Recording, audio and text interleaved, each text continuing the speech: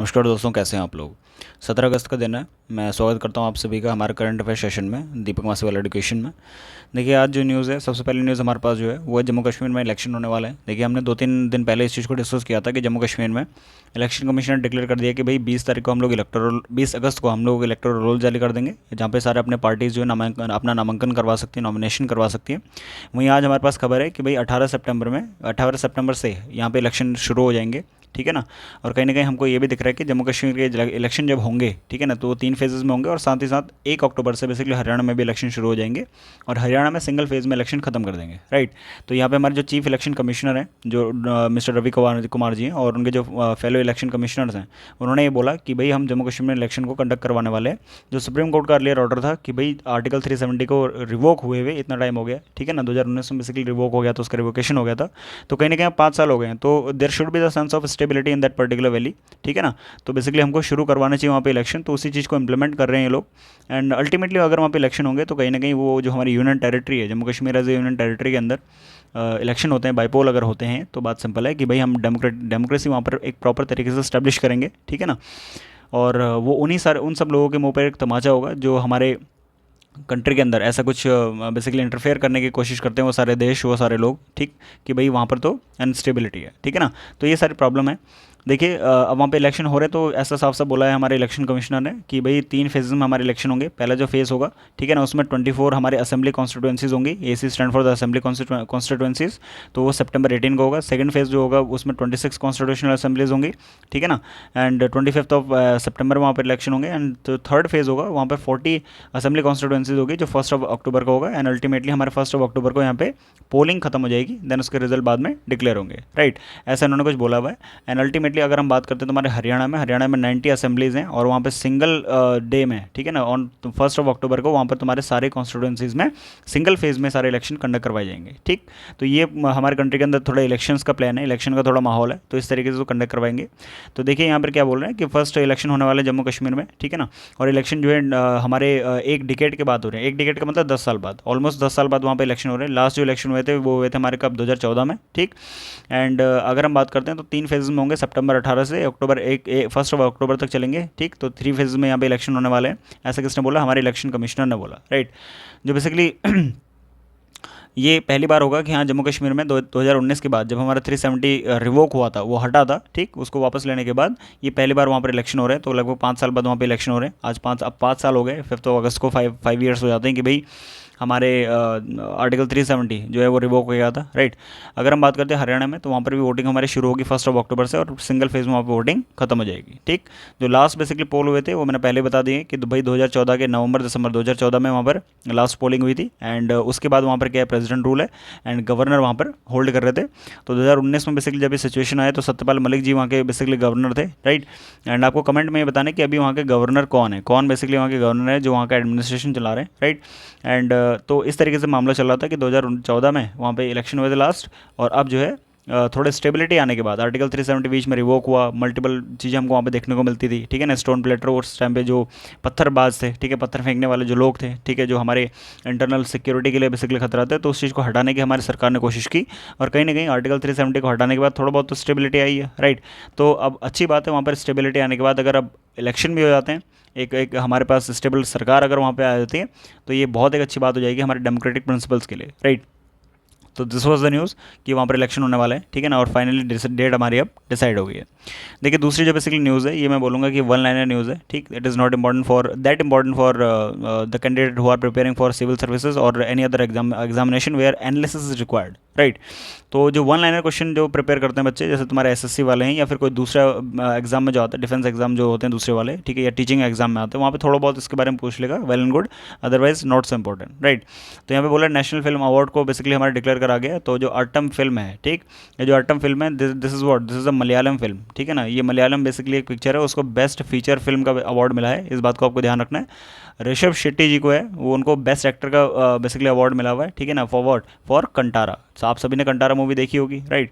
तो उसमें मल्टीपल चीज़ों को उन्होंने बताया है किस तरीके से हमारे जो ट्राइबल राइट्स हैं, ठीक है, उनको हमको उनको देना चाहिए, ठीक है, क्या रिजर्व फॉरेस्ट होते हैं, तो थोड़ा बहुत कॉन्सेप्ट उसमें एटलीस्ट बताया हुआ है, ठीक है। ट्राइबल्स की क्या सिचुएशन होती है ग्राउंड लेवल पे, वो लोग क्या सोचते हैं, किस तरीके से वो अपने हर चीज़ को जो है वर्शिप करते हैं, ठीक है ना, किस तरह कंजर्वेशन ऑफ फॉरेस्ट में वो एक बहुत इंपॉर्टेंट अपना भागीदारी निभाते हैं। तो ये सारे कंटारा मूवी के अंदर हमको देखने को सीखने को मिलता है। तो उसमें जो एक्टर थे ऋषभ शेट्टी जी, उनको बेस्ट एक्टर का बेसिकली अवार्ड मिला है। तो ये सब चीज़ें आपको ध्यान रखनी है कि 2022 का बेसिकली ध्यान रखिएगा, ये नेशनल फिल्म अवार्ड था, ठीक। इसको अनाउंस करा, और अट्टम मूवी जो है, ठीक, that is a Malayalam movie, जिसका मतलब क्या होता है द प्ले, राइट, उसको बेस्ट मूवी का अवार्ड मिला है। एंड ऋषभ शेट्टी को कंटारा मूवी के लिए बेस्ट एक्टर का अवार्ड मिला है, राइट। सिमिलरली तुम्हारा नित्या मेनन की अगर हम बात करते हैं और मानसी पारेख की अगर बात करते हैं, उनको बेस्ट एक्ट्रेस का बेसिकली अवार्ड मिला फॉर दिस पर्टिकुलर मूवी, ठीक है, which is in Tamil. The name of the movie is चित्रामलम, तिरुचित्राबलम एंड कच्छ एक्सप्रेस, ठीक। तो ये तमिल और गुजराती मूवीज़ हैं, इनके लिए बेसिकली इनको अवार्ड मिला है, ठीक है ना। तो ये थोड़ा बहुत आप देख लेंगे, मल्टीपल चीज़ें इसमें लिखी हुई हैं, और बेस्ट डायरेक्टर का भी अवार्ड किसको मिला, ये सब चीज़ें इसमें लिखी हुई हैं, राइट। ए आर रहमान जी को अगर हम बात करते हो तो उनको बेस्ट म्यूज़िक डायरेक्टर का अवार्ड मिला, ठीक है ना, बैकग्राउंड म्यूज़िक डायरेक्टर का अवार्ड मिला है। एंड अल्टीमेटली मानी रत्नम पोनियन सेल्वम पार्ट 1 जो तमिल मूवी है, उसके उसमें इन्होंने अपना बेसिकली बैकग्राउंड म्यूज़िक दिया था, तो उसके लिए इनको अवार्ड मिला है, ठीक है। तो मल्टीपल अवार्ड यहाँ पे हमारे डिक्लेयर करे गए हैं। तो जो वन लाइनर क्वेश्चन होता है उसमें जो मेन चीज़ें पूछी जा सकती थी वो मैंने यहाँ पे डिस्कस कर लिया है। बेस्ट मूवी का अवार्ड किसको मिला, 2022 का नेशनल फिल्म अवार्ड, ठीक, उसको आप ध्यान रख लेंगे। सिमिलरली 2022 का नेशनल फिल्म अवार्ड के अंदर बेस्ट एक्टर, बेस्ट एक्ट्रेस और बैकग्राउंड म्यूजिशियन, ठीक है ना। एक अगर आप याद रखना चाहें तो प्रोडक्शन डायरेक्टर का भी आप प्रोडक्शन डिज़ाइन अवार्ड भी किसको मिला, आनंद आद्या जी को मिला, ठीक है ना। तो इसको भी आप थोड़ा बहुत ध्यान रख सकते हैं, ठीक। उनकी जो मूवी है अपार जीतो, ठीक है, उसके लिए बेसिकली इनको अवार्ड मिला, एंड दिस अपार जीतो movie is in Bengali, right. तो ये थोड़ा बहुत चीज़ें आप ध्यान रख सकते हैं। बेस्ट डायरेक्शन के लिए बेसिकली सूरज आर बारजित्य, इनको बेसिकली अवार्ड मिला है, ठीक है ना। और ऊंचाई जो मूवी है, ठीक, जिसका मतलब विच इज़ इन हिंदी, तो इसके लिए इनको बेस्ट डायरेक्टर का बेसिकली अवार्ड मिला। तो ये थोड़ा बहुत चीज़ें जो है आपको, छोटी छोटी चीज़ें जो है आपको थोड़ा बहुत ध्यान रखनी है। बाकी इसमें ज़्यादा ऐसे कुछ इंपॉर्टेंट है नहीं कि भाई बिल्कुल ही जो है आप इसको एनालिसिस करने बैठे, तो थोड़ा बहुत फैक्चुअल था। जिनमें वन लाइनर आते हैं, जिन एग्जाम्स में वन लाइनर आते हैं, which that is this particular news is mainly important for those examinations, right. तो ये दो हमारी हो गई न्यूज़ेस, आज की शुरू की न्यूज़ हो गई। एंड आगे चलते हैं हमारे नेक्स्ट न्यूज़ पर। अगली जो हमारी न्यूज़ है वो हमारे रिलेटेड है कि वेदर पैटर्न को स्टडी करने के लिए हमारे देश में सरकार ने एक नया बेसिकली सिस्टम जारी किया है, ठीक है ना, जो क्रॉप पैटर्न्स को देगा, जो स्टडी करेगा वेदर पैटर्न्स को, ताकि फार्मर्स को, एक्सपर्ट्स को हेल्प हो, ठीक। तो क्या बोल रहा है, यूनियन एग्रीकल्चर मिनिस्ट्री जो है उसने लॉन्च करा हुआ है एक डिजिटल प्लेटफॉर्म, जो जियो स्पार्टल प्लेटफॉर्म है। जियो स्पार्टल प्लेटफॉर्म का मतलब है सैटेलाइट इमेजिंग, ऐसा कुछ करेगा ये, ठीक है ना। जो स्पेसिफिकली हमारे एरिया बेस्ड स्टडी करता है उसको बोलते हैं जियो स्पार्टल हमारे प्लेटफॉर्म्स, ठीक है ना। एक पर्टिकुलर एरिया की स्टडी करता है, उस पर्टिकुलर एरिया में कितना हेक्टेयर का, कितना बेसिकली एकड़ का बेसिकली वो खेत है, तो उस सब चीज़ को जो स्टडी करता है कि एक पर्टिकुलर स्पेसिफिक एरिया की, उसको बोलते हैं जीएस पर्टिकुलर थिंग, ठीक।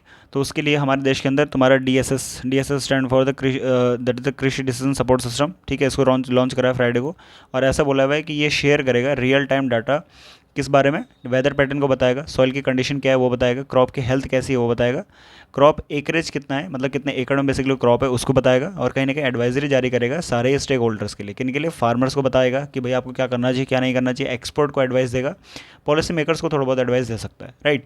तो ये डीएसएस का बेसिकली इतना सारा काम होगा, कहीं ना कहीं इसमें हमारी हेल्प करेगा।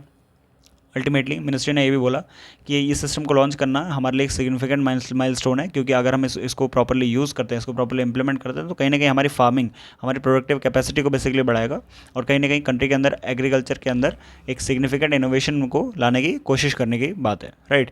देन उसके बाद बोला है कि जो प्लेटफॉर्म है वो सीमलेस एक्सेस प्रोवाइड कराएगा, कॉम्प्रिहेंसिव डाटा देगा, पहली बात। दूसरी बात, सैटेलाइट इमेजिंग करेगा, ठीक है ना, सैटेलाइट से इमेज भेजेगा कि भाई कहाँ पर कितना कितना क्रॉपिंग एरिया बेसिकली हमारे पास है, कहाँ पर हमारे वेदर पैटर्न बिगड़ रहे हैं, कहाँ पर तुम्हारे मानसून की जो सिचुएशन बन रही है, कहाँ पर तुम्हारे ड्रॉट की सिचुएशन बन रही है, ये सब चीज़ें वेदर इन्फॉर्मेशन ही बेसिकली देगा। रिजर्वेयर स्टोरेज के बारे में बता देगा, ठीक, ताकि हम लोग एक्सेस कर पाए उन रिजर्वेयर्स को। एंड अल्टीमेटली बेसिकली जहाँ पर तुम्हारे ड्रॉट प्रोन एरियाज होते हैं, जहाँ पर तुम्हारे एरिड रीजन होते हैं, तो वहाँ पर हम लोग जो है उस रिजर्वेयर से हम लोग यूज़ कर सकें उस वाटर को, ठीक है ना, for the crop production. Ground water के लेवल्स तक ये बेसिकली बता सकता है, ठीक। देन उसके बाद सॉइल हेल्थ इन्फॉर्मेशन ही हमारे देगा। तो ये सारे बेसिकली इसका काम होगा DSS का। DSS stand for that is कृषि प्रिसीजन सपोर्ट सिस्टम, राइट। तो नाम से पता चल रहा है कहीं ना कहीं कृषि में जो किसान है उनको हेल्प करने में मदद करेगा, राइट। तो खाली किसानों को खाली हेल्प नहीं कर रहा है, ये तो अल्टीमेटली हमारा कॉम्प्रिहेंसिवली हर चीज़ को कवर करते हुए चल रहा है। उसके बाद बोल रहे हैं हमारे मिनिस्ट्री का ये भी कहना है कि मॉनिटर करेगा तुम्हारे ड्रॉट पैटर्न्स को, कि कब कहाँ पर तुम्हारा ड्रॉट होने वाला है, कब मानसून हमारा लैग करेगा, एल नीनो की सिचुएशन कब होने वाली है। तो अगर देखिए हम लोग, अगर हमारे पास ये पहले से प्रेडिक्शंस हो, ठीक है ना, पहले से इस चीज़ का हमारे पास अगर आइडिया हो तो हम उस चीज़ के लिए तैयार रहेंगे। दूसरी बात, अगर कोई किसी जगह पे बार बार ड्रॉट पड़ रही है तो वहाँ पर हम लोग क्रॉपिंग पैटर्न को चेंज करेंगे। जो तुम्हारा crop water water deficient basically crops होती हैं, जहाँ पर जिन जिन क्रॉप्स के अंदर कम पानी लगता है उनको वहाँ पर उगाने की कोशिश करेंगे, ठीक है ना। तो सिंपल सी बात है, वहाँ पर राइस जैसे क्रॉप्स जो होती हैं, जो वाटर एफिशिएंट क्रॉप्स होती हैं, ठीक है, जिनमें वाटर कंजप्शन बहुत ज़्यादा होता है, उनको हम हटाने की कोशिश करेंगे, ठीक। तो ये एक स्टेप है हमारी सरकार का कि भाई इस ऐसे कुछ प्लेटफॉर्म्स हम लोग लेकर आए। देखिए हमने कल ही के न्यूज़ में पढ़ा था, कल हम क्या कर रहे थे, कल कल बेसिकली कल भी सरकार ने एक सिस्टम को लॉन्च करा था, ठीक। The name of the system NPSS, right. इसको मैं यहाँ पे लिख देता हूँ, NPSS, national pest surveillance system, ठीक है ना, नेशनल पेस्ट सर्विलेंस सिस्टम। तो उसमें हम लोग पेस्ट कंट्रोल करने के लिए सिस्टम को हमने बेसिकली लॉन्च करा हुआ था, तो वो भी लगभग यही सारे काम कर रहा था एंड अल्टीमेटली वो पेस्ट से रिलेटेड था, ठीक है। तो कहीं ना कहीं उसमें हम लोग क्या कर रहे थे, उसमें हम लोग जो साइंटिस्ट हैं, ठीक है, उसमें हम लोग जो साइंटिस्ट हैं उनको एग्रीकल्चरलिस्ट से या फार्मर से कनेक्ट करने की कोशिश कर रहे थे, ठीक है। तो हम लोग उसमें मॉडर्न टेक्नोलॉजी जो होती है, जैसे तुम्हारा आर्टिफिशियल इंटेलिजेंस, उसमें उसका बेसिकली मेन रोल था। तो कहीं ना कहीं ऐसे अगर हम लोग मॉडर्न टेक्नोलॉजी को अपने ये सारी चीज़ों से जोड़ने की कोशिश करें, एग्रीकल्चर से जोड़ने की कोशिश करें, तो कहीं ना कहीं हमारे लिए फ़ायदेमंद है, ठीक है ना। तो अगर हम आर्टिफिशियल इंटेलिजेंस की में हेल्प लेके इन सब चीज़ों को असेस करते हैं तो कहीं ना कहीं हमारे लिए बहुत ज़्यादा फ़ायदेमंद होगा, हमारी फूड सिक्योरिटी को, सेल्फ रिलायंस को बेसिकली हमारे बढ़ाएगा एंड अल्टीमेटली उसको बोलेंगे हम लोग efficient utilisation of modern technology या resources that we have, right. तो ये सारी न्यूज़ जब आती हैं तो इन सब चीज़ों को हमको ध्यान रखते हुए चलना ही चाहिए कि किस तरीके से इनका यूटिलाइजेशन होगा, किस तरीके से पॉलिसी इंप्लीमेंटेशन का हो सकता है, राइट। चलते अपने नेक्स्ट न्यूज़ पर। जो छोटी सी न्यूज़ हमारे पास देखिए है, एनएसएसओ का डाटा है। ये डाटा हमारे लिए देखिए, ये जो क्वार्टरली न्यूज़ होती है, ठीक है ना, क्वार्टरली डाटा होता है, वो आपको इतना कवर करने की ज़रूरत नहीं है, बस जानते रहो इस चीज़ को, ठीक। तो नेशनल सैम्पल सर्वे ऑफिस, ठीक, इसका बेसिकली डाटा है। और एनएसएसओ आता है किसके अंदर है, तो ministry of statistics and programme implementation, MoSPI के अंदर बेसिकली आता है, पहली बात, ठीक है। अब ये क्या करता है, हमारे कंट्री के अंदर एम्प्लॉयमेंट और अनएम्प्लॉयमेंट के डाटा को जारी करने का काम इसी का है, इसी ऑफिस का काम है, ठीक। एंड इसने बोला हुआ है कि अगर हम जून क्वार्टर की बात करते हैं, ठीक है ना, तो उस टाइम पे भी हमारे देश के अंदर एम्प्लॉयमेंट अभी भी कितना बना हुआ है, वो बना हुआ है 6.6%, राइट। तो बोल रहा है कि अगर हम अनएम्प्लॉयमेंट रेट की बात करते हैं 15 से, अगर उस 15 साल और उससे अब के जो लोग होते हैं अर्बन एरियाज़ में, उनमें अनएम्प्लॉयमेंट अभी भी हमारा जो है अनचेंज्ड है, 6.6 पर ही हमारा अटका हुआ है for the quarter of April to June, ठीक है ना। हमारे जो अप्रैल, मई एंड जून, ये हमारा फर्स्ट क्वार्टर होता है, ठीक है ना, ये फर्स्ट क्वार्टर है बेसिकली हमारे ईयर का, Q1 इसको बेसिकली बोलते हैं, राइट। सो इस Q1 में हमारे देश के अंदर अभी भी कितना हमारे बना हुआ है, हमारे कंट्री के अंदर अनएम्प्लॉयमेंट रेट कितना है, 6.6%, ठीक है ना। ऐसा ऐसा एनएसएसओ का डाटा का कहना है। अनएम्प्लॉयमेंट रेट का मतलब होता क्या है, अनएम्प्लॉयमेंट रेट का मतलब होता है कि टोटल लेबर फोर्स में, ठीक है, टोटल लेबर फोर्स में तुम्हारे कितने लोग, कितने परसेंट ऑफ लोग तुम्हारे अनएम्प्लॉयड हैं, बेरोजगार हैं, उसको बोलते हैं हम लोग अनएम्प्लॉयमेंट रेट। और अनएम्प्लॉयमेंट की अगर हम बात करते हैं तो उसका मतलब होता है the person who holds the qualification and seeking the job but not getting the job. फिर से बोल रहा हूँ, जिसके पास क्वालिफिकेशन है, वो जॉब ढूंढ भी रहा है, अगर उसको जॉब नहीं मिल रही है तो उसको अनएम्प्लॉयड बोलेंगे। लेकिन अगर किसी का क्वालिफिकेशन है but he is not seeking the job, तो उस केस में वो अनएम्प्लॉयड पर्सन के अंदर नहीं आता। जैसे फॉर एग्जांपल, अगर कोई व्यक्ति है, उसने अपनी प्रोफेशनल डिग्री की हुई है, मान लिया एमबीबीएस किया हुआ है या इंजीनियरिंग की हुई है या कोई भी और उसमें अपनी जो है महारती उसने हासिल की हुई है, बट घर पे बैठकर वो किसी और चीज़ की तैयारी कर रहा है। तो जब वो किसी और चीज़ की तैयारी कर रहा है and he is not seeking the job for that particular point of time, क्योंकि वो और किसी चीज़ की तैयारी करते हुए उस टाइम पर जॉब के लिए दर दर नहीं भटक रहा, अपना कहीं और अपने को बेसिकली अवेलेबल नहीं करवा रहा है, तो उस केस में उसको अनएम्प्लॉयड नहीं माना जाता। कब माना जाता है, जब उसका क्वालिफिकेशन होल्ड कर रहा हो and he is continuously seeking that particular job, बार बार इंटरव्यूज़ दे रहा है या मल्टीपल जगहों पर बेसिकली जा रहा है, लेकिन फिर भी उसको जॉब नहीं मिल पा रही है, ठीक है ना। उस केस में हम क्या बोलेंगे, हमारे देश में अनएम्प्लॉयमेंट या अनएम्प्लॉयड लोग ज़्यादा हो गए, ठीक। तो बोले total labour force, labour force का मतलब क्या होता है, the person who possesses the qualification, right. तो उसके अंदर जो बेसिकली क्वालिफिकेशन होल्ड कर रहा है, जो एम्प्लॉय होने के काबिल है, राइट। टोटल लेबर फोर्स में से कितने परसेंट लोग अनएम्प्लॉयड हैं, अनएम्प्लॉयड होने की कंडीशन मैंने बता दी है, ठीक। उसको क्या बोलते हैं हम लोग, अनएम्प्लॉयमेंट रेट बोलते हैं, ठीक है ना। तो ये बोल रहा है कि जो हमारे जो लास्ट क्वार्टर था, लास्ट ईयर का जो बेसिकली क्वार्टर था फाइनेंशियल ईयर का, जो हमारे जनवरी से मार्च तक का क्वार्टर था, उसमें 6.7% हमारी अनएम्प्लॉयमेंट रेट थी, ठीक है ना, बेरोजगारी दर थी। अर्बन एरियाज़ के अंदर की बात करता है, अभी ये रूरल एरियाज़ की बात नहीं कर रहा है। ऐसा किसका कहना है, पीरियोडिक लेबर फोर्स सर्वे का कहना है, ठीक। तो ये हमारे पास एक छोटा डाटा था, इसको आपको नोट करने की ज़रूरत नहीं, क्योंकि जो क्वार्टरली डाटा होते हैं उसको नोट करने की ज़रूरत नहीं होती है, ठीक है। जो ईयरली डाटा आते हैं उसको आप नोट कर लेंगे, ठीक। बट ये मैंने एक जनरल नॉलेज के पर्पज़ से इस चीज़ को मैंने बता दिया था, राइट। अगले न्यूज़ पर अपने चलते हैं। अगली जो न्यूज़ है, देखिए थोड़ा डरावनी न्यूज़ है हमारे लिए, ठीक है ना। 4 साल पहले का जो कोविड टाइम है वो थोड़ा बहुत याद आ रहा है। तो देखिए वैसी कुछ न्यूज़ है। एंड इसमें क्या बोल रहा है, 3 पेशेंट बेसिकली मिले हुए हैं पाकिस्तान के अंदर, जिनके अंदर मंकी पॉक्स के केसेस हैं, ठीक। और एशिया में पहली बार बेसिकली ऐसा हो रहा है। तो यहाँ पे देखिए 3 पेशेंट ऐसे मिले हुए जिनके अंदर एम पॉक्स, जिसको पहले अर्लियर किस नाम से जाना जाता था, मंकी पॉक्स के नाम से जाना जाता था। पाकिस्तान में उनके 3 केसेस मिले हुए हैं, ठीक है, इस बात का ध्यान रखिएगा आप। एंड जो मंकी पॉक्स है वो डिटेक्ट करा गया पहली बार पाकिस्तान में, और एशिया के अंदर पहली बार पाकिस्तान के अंदर इसको डिटेक्ट करा गया है। और ये बहुत ज़्यादा कंटेजियस है और इजीली ट्रांसमिट हो जाता है, ठीक है। WHO ने इसके लिए तुम्हारे गाइडलाइन जारी कर दी है और बोला हुआ है एम पॉक्स जो है वो हेल्थ इमरजेंसी बन सकती है, ग्लोबल हेल्थ इमरजेंसी बन सकती है। तो इस चीज़ के लिए हमको प्रिपेयर रहना चाहिए। चाइना ने इसके लिए स्टेप लेना शुरू कर दिए। एंड मीनवाइल जो हमारे यूरोपियन यूनियन है उसने भी हेल्थ एजेंसीज़ को अपना बोल दिया है कि भाई इस तरीके से अपने जो डेडली स्ट्रेन्स हैं एम पॉक्स के, मंकी पॉक्स के, उसके लिए तैयार रहें। जब स्वीडन में पहली बार ऐसा केस मिलना शुरू हुआ, ठीक है, नहीं तो यूरोप के अंदर स्वीडन में सबसे पहली बार ऐसा केस मिला, लेकिन अब एशिया के अंदर भी ऐसा केस मिल रहा है और पाकिस्तान में सबसे पहले ऐसा केस आया हुआ है, राइट।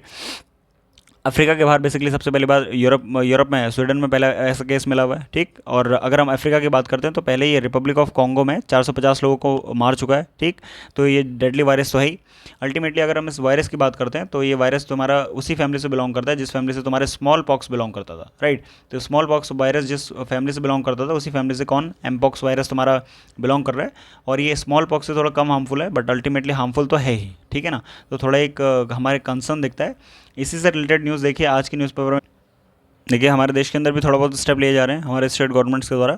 तो उनमें तमिलनाडु ने क्या करा हुआ है, जो हमारे उनके एयरपोर्ट हैं, जो वहाँ पे सी पोर्ट्स हैं, उनको हाई अलर्ट पे रख दिया है। ऐसा बोला है कि जो हमारे WHO ने जब से अपना गैजेटाइजेशन किया हुआ है, जो सॉरी अपना अपना बेसिकली जब से WHO ने अपना एडवाइजरी जारी की है एमपॉक्स से रिलेटेड, ठीक है, तो उसके द्वारा इलनेस जो कॉज की जाती है, तो उसके लिए हमारे देश के अंदर पब्लिक हेल्थ इमरजेंसी लगा दी है, ठीक है ना। और पब्लिक हेल्थ इमरजेंसी के अंदर अब उन सब चीज़ों को हम लोग स्क्रीनिंग करना शुरू करेंगे, डिटेक्ट करना शुरू करेंगे। और जहाँ पर हमारा हमको अगर कोई पेशेंट मिलता है तो उसको क्वारंटीन करके देन उसके बाद उसको क्योर करना शुरू करेंगे, ठीक है। देखिए जो एमपॉक्स होता है वो उसमें हमें क्या क्या सिम्टम्स देखने को मिलते हैं।